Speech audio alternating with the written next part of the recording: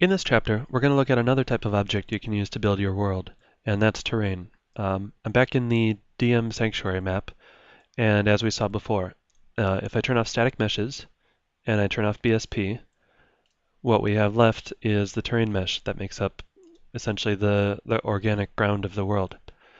And like we saw before, it can vary in height, so it's kind of this undulating, rounded surface, and we're blending different materials together on it. We got this more rocky material on the left here, and a dirt and gravel material on the right.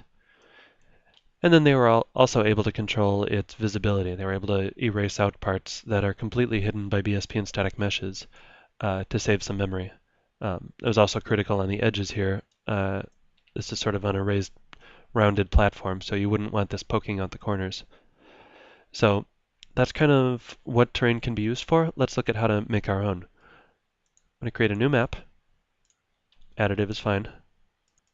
And let's save this as, we'll go back into our Gnomon DVD folder, and I'll call this Terrain Test 01. All right. So creating terrain is easy. A couple of ways to do it, but the easiest one is go to the Tools menu, and very top option is New Terrain. You can leave these settings at default, that's fine, and layer setup, just leave it at none, that's fine. And what we've got is now a terrain mesh sitting at the origin. Now if I go into wireframe view mode for the viewport, you can see it's made up of a polygon grid, so we will be able to paint height into it. But right now, there's no material, there's no height information, so it just looks like a big flat polygon. To paint terrain, you can open up terrain editing mode through the icon up here, right underneath the camera mode. And this is the interface to control pretty much everything with the terrain, both painting the height and adding materials. So let's look at height painting first. This can be a lot easier if you've got a light in the scene. It helps you visualize your geometry better. So actually, let me close out of that. I'll just create a point light, hold L and click.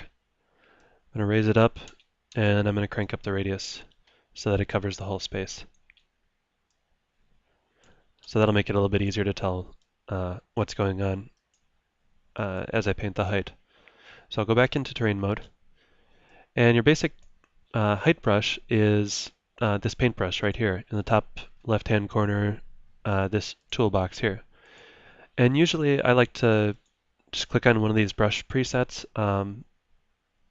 Right now the radius defaults to 0, so if you click on one of these brushes, that'll preset it to something you can use. So to paint height into the terrain, just hold down the control key and left-click on the surface, and that'll raise up whatever you're painting on. And you can control right-click to lower it down again. Pretty simple, pretty straightforward. Obviously, you can control some of these controls, make it much more hard edge, control the intensity or the strength so that it moves slower or faster. Just play with the controls a little bit. They're pretty intuitive as far as this goes. So that's your basic height control, but there's a couple other different painting modes that make it easy to do different types of geometry. If you click on the tool icon immediately below Paint, that's the Smooth tool. So if I control click, that sort of smooths everything out. It takes any sharp edges and averages them out. That can be really important when you're making terrain for something in the playable space. If the player runs into a surface that's too sharp, they may actually get snagged. So that's a really important one to know. A couple others too. Actually, let's look at flatten. What that does, if you click, well, like all the other tools, hold Control and click, and wherever you click, it'll sample the height and then paint everything else to that height. So it's a really good way to make sort of a plateau in your terrain if you want a bigger flattened area. And then average works sort of the same. It's somewhere between flatten and smooth. It's good for making ramps into a plateau, that sort of thing. It just has a little bit of a different feeling, so you'll need to play with it and get a good intuitive feel for it. You can also use the noise tool to add sort of random surface variation. Um, in the playable space, again, that can cause problems. Maybe you can add a little bit. I mostly find it useful for, say, mountains off in the distance, that sort of thing. Like we saw in the DM Sanctuary map, you can also paint out sectors of the terrain, make them invisible. And that's this tool here, Visibility. If I control-click to paint in the corner, that erases out those faces, and I can control-right-click to paint them back in. And that's not just for rendering, that's also for gameplay. The player will pass through those faces if he runs over them. So it can be really useful for, well, again, like in the Sanctuary map, painting out the edge of a round island, or if you have a cave that goes into an interior, you can paint one of the polygons invisible and then set dress around that with static meshes. The geometry is kind of coarse and you will need to cover up some of it, but it's pretty much the best way to do it. You can also extend the boundaries of your terrain mesh. If when you originally made it, it was too small, if you need to make it bigger, you can use this tool, Add Remove Sectors. This is much better than just scaling the terrain, because obviously that shifts everything with it. So this tool, it's maybe a little bit easier to use in one of the 2D viewports. But essentially, if you hold Control and then left-click drag and drag in one of the directions, oops, you'll notice that these green boxes appear, and those are new terrain patches that are going to appear on the edge.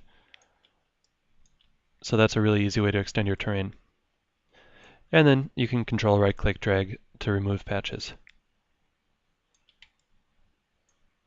But keep in mind, once a patch has been erased out, that data is gone. So if you had some mountains you painted in or something, they're not going to come back. It's just going to sort of stretch out whatever was along that edge. So you can see here it just sort of smeared this noisiness off to the side. So be careful when using that, but really that's a good way to extend or shrink your terrain if you realize it's not exactly the right shape that you need. All right, let's add some materials to this terrain. I'm going to open up the content browser, filter by materials, and I'm going to select the package called UNROC2. This is where the materials live that we saw in the other level in DM Sanctuary. And I'm going to select this material, the one that ends with dirt. Now, before we can use this in the terrain, we have to talk about a new concept that hasn't come up yet, which is the content browser is smart. It doesn't actually load anything off of disk until it really needs it. All we're seeing right now, these three materials, is like a thumbnail preview, but it hasn't loaded in the actual material itself or any of the textures that the materials reference. Like I said, it hasn't mattered before. We can apply these to BSP and it'll load it all sort of as needed. But to apply this to terrain, we need to manually load these materials in before we can use them. Now the way you can tell if something is fully loaded or not is by this icon in the bottom left-hand corner. It's like a box with gray and orange in it. And if you mouse over the object, you can see in the mouse over tooltip that it says status not loaded. Really easy to load something in. All you have to do is click on this icon, and there we go. Not only do we have more information now, it says status loaded. So now with that material selected, I can go back to the terrain editor, and we can add this material to our terrain. It's really simple. In the gray space down at the bottom here, right-click, and then choose New Terrain Setup Layer for Material, Auto Create, keyword being Auto Create. And what that'll do, there's a lot of stuff that goes on behind the scenes. The terrain editor has a lot of advanced features for procedurally blending based on elevation, stuff like that. This will do all that setup, initial setup for us. So there we go. And we should see the material on the terrain in the viewport. All right. Let's add in a second material now so that we actually have something to work with. I'm going to filter by material. Oh yeah, so these are the two things that happen behind the scenes that I mentioned. So I'm going to filter by materials, select UN Rock 2, and this time let's pick the black rock material. And this time I'm not going to fully load it, and I'll show you what happens if you forget to do that. So I'll right-click in the gray space, choose New Terrain Layer from Material Auto Create, and we get a warning, nothing selected. Again, because this is just a preview, not because it hasn't been fully loaded in yet. So I'll click on the icon, and now we should be able to auto-create the layer. Cool. So to paint this on the surface, actually these materials are kind of similar looking, so I'm going to go into unlit mode so you can see a little bit better. So to paint the rock onto the surface, I'll select that layer, select my paintbrush. It's the same brush we used to paint height. Choose a brush, and the controls are the same as painting height. Just hold Control and click and drag on the ground. Now note that it'll pause the first time you click. What it's actually doing is, behind the scenes, it's performing the calculations to blend in one material against the other. It's kind of creating an Uber material that has everything referenced by both of them. So that'll become more important later on. But for right now, just Control left click to paint the surface on, and then you can Control right click to erase it out again. Now note that there's no way to paint in the dirt. The black rock is applied on top of it. It's a lot like Photoshop layers, where one layer is on top of the other is on top of the next. So to see the layer underneath, I have to erase out the layer that's been applied after it. If I tried to paint in the dirt, actually what's going to happen for your very top terrain material layer is I'm going to actually paint height if I try to paint on that layer, so that just won't work. So let's add in a third layer just to get used to the controls. I'm going to go to Materials again, UN Rock 2. I'm going to fully load it, and then same as before, right click, auto create. Okay. Now, just like before, Control click drag. It'll pause for a second while it calculates. This time it's blending 3 different materials together. All right. Now, if I want to, where my brush is right now, if I wanted to see the dirt again, I have to erase out the rock, and then erase out the black rock, and now I can see the dirt. Now, keep in mind there are limitations to the number of materials you can blend. It's not a hard limit based on the number of materials, but rather how complicated each material is, how many instructions it is, and how many textures does it reference. And that's a hard limit set by your video card and by the hardware on like the PS3 and the 360. So if you go over that limit, Unreal will show a warning material to tell you that it's getting too complicated. So if that happens, you'll just have to make sure you clear out the material in that space. So I'd like to show you now how to change the UV tiling and the rotation and the scale of these different materials. This is a good opportunity to look at kind of what's going on behind the scenes. So I'm going to open up, well, I'm going to save the level. Give it a second. You can see it's compiling shaders, so it's figuring out all the different combinations of these 3 materials that I can blend together. So go into the content browser. If you just created your terrain layers, this should be selected automatically. But you'll notice in the packages list, I've got the Gnomon DVD folder, which is where all of my maps live. And what was selected is actually the map that we're working on, Terrain Test 01. So in a way, a map can behave like a package. It can actually contain different types of assets. For instance, when you bake lighting, all the light maps become textures inside of your map. You could actually import a static mesh or create a material inside of a map too. But in this case, what we're looking at is all those terrain layer setups that we auto-created and all the terrain materials that were auto-created. So the names were generated based on the name of the material. So let's say we want to look at the dirt one, sort of our base layer. If I double click on that, it'll bring up a properties window. And here we've got controls for panning, rotation, and scale. Now, changing any of these numbers means it needs to recompile the entire material, which takes about 4 or 5 seconds. So you don't want to use the live controls. So I'm just going to change the scale from a 4 to a 2.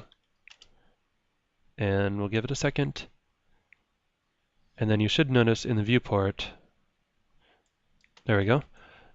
Now it's tiling so that it's twice as dense. And if I picked a number much bigger, like 16, We'll give it a few seconds to compile again, and then when it comes back, it should be spread over a much larger area. So you can see it's greatly magnified, especially all the normal detail is scaled up much bigger, and you don't notice the tiling nearly as much. And then panning means you can move it left and right, which usually isn't that important for a terrain material. You can rotate it, which can sometimes be good if you've built stuff on a grid, and if there are really obvious repeating details in the surface, rotating it will sometimes hide those, but usually you shouldn't have to worry about it. And then you can control each of those three terrain materials separately. Each one has its own tiling and scale controls. And there's a lot more cool stuff in here. Like if you open up the terrain layer setup, you can blend between different materials procedurally based on height. All kinds of cool stuff like that. I'm not going to get into that, but you can read up on UDN if you need more information on that. All right, let's look at a couple more advanced features of the terrain that you might need to know. I'm going to open up the terrain tool again. So first of all, let's talk about polygon density. This will definitely vary based on your use case in the scene, but actually I'm going to go to lighting only mode so you can see just the geometry a little bit easier.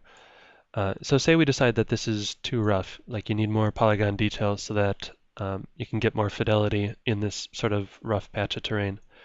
In the terrain tool, there's two buttons on the right-hand side in this tessellation box. If I click on increase, it'll warn me that this is expensive and takes up memory, but you can see the terrain gets twice as dense. I can click on it again and get twice as dense again, and you can see now all of that noisy terrain got really smoothed out. And if I decrease it, it's warning me that I'm going to lose detail, but now I'm back to normal. So again, depending on your use case, like if this is in the middle of playable space, you may need to add a little bit more tessellation in order to keep things smooth, but realize that it'll come at a performance cost. And likewise, if there's something outside the playable space that you just don't get that close to, you can decrease the tessellation to save yourself a little bit of memory and performance. Now, let's close out of there. I'm going to select the terrain mesh and go into its properties by hitting F4. And there's some options underneath here that you probably need to know about. Some of it's generated automatically, like the number of patches X and Y. That was actually controlled when we were using this tool here, the add remove sectors. It started out as 16, if you remember from our new terrain. Started out as 16 patches, and then we added on a little bit to each side. Max tessellation level, that's kind of behind the scenes, what's controlled by the terrain editor, the thing I just showed you. So the main thing you need to know about here that you might need to control is the max component size. If you mouse over, you can see there's a lot of information that'll give you a better idea of what this does. But we can preview the component size under the show flag. So I'm going to go to viewport options, show, and then terrain patches. And you'll notice now my terrain is surrounded by a big yellow box. Well, if I change this number, let's say I make it much smaller, like a number 4, what it's going to do is chop my terrain up into smaller pieces when it sends it to the video card. Each one of these boxes is going to be calculated as a separate terrain mesh and sent to the video card independently.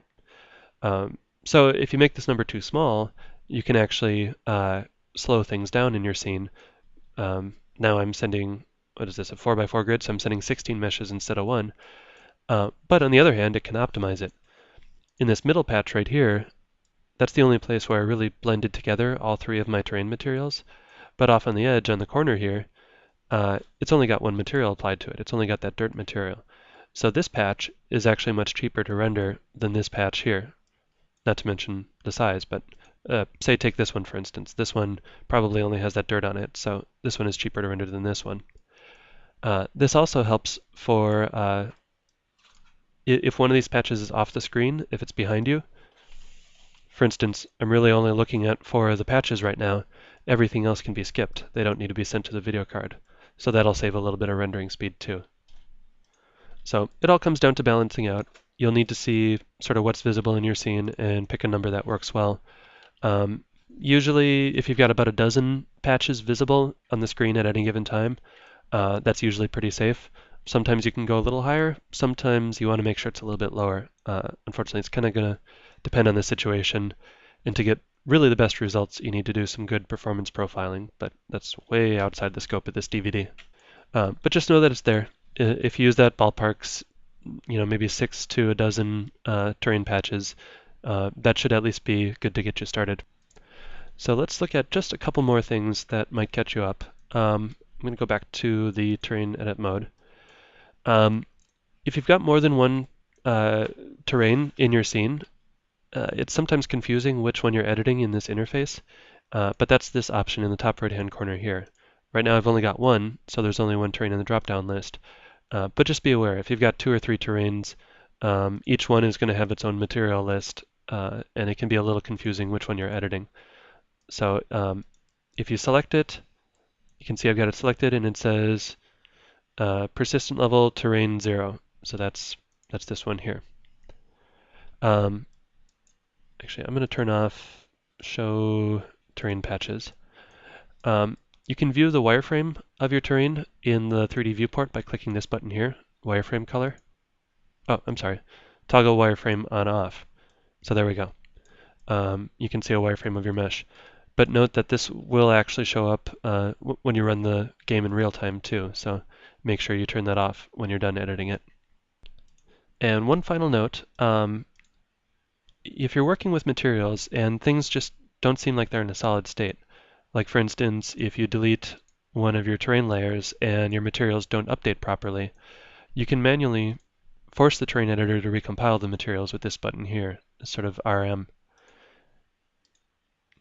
And that'll, like I said, basically just regenerate the whole thing and everything will go back to what it should be. So you can see when I deleted that material, it was ignoring all the tiling settings. But when I recached the terrain materials, it went back to what it should be.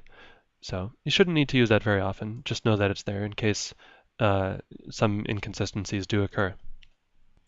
So that's about it for the terrain editor. There are definitely more settings and more cool stuff that you can use, but this should be enough to get you started.